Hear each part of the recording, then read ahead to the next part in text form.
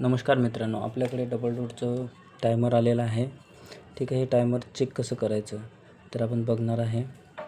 आपल्याकडे एक मल्टीमीटर हवा आहे, ते कंटिन्यू मोडवर आपण सेट करणार आहे. ठीक आहे. कंटिन्यू मोडवर सेट केलेलं आहे. बघू शकता बीपचा आवाज येत आहे. त्याच्यामध्ये टायमर राहते. टायमरला 4 पॉईंट राहतात. 1 नंबर, 4 नंबर, 3 नंबर, 2 नंबर. तर हा 3 नंबरचा फेज आहे. 1 नंबर न्यूट्रल आहे. याच्यामध्ये मोटर राहते छोटी, ते फिरण्यासाठी फेज आणि न्यूट्रल दोन्ही लागतात. ठीक आहे.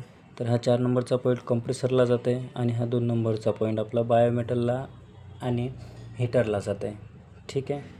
तर आपण चेक कसं करणार तर 3 नंबरच्या पॉईंटवरती आपण मल्टीमीटरचा एक प्रूफ ठेवणार आहे.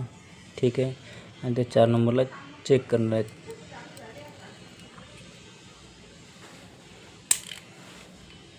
ठीक आहे. तर 4 नंबरवरती आपला बीप येत आहे, म्हणजे आपलं टायमर 50% बरोबर आहे.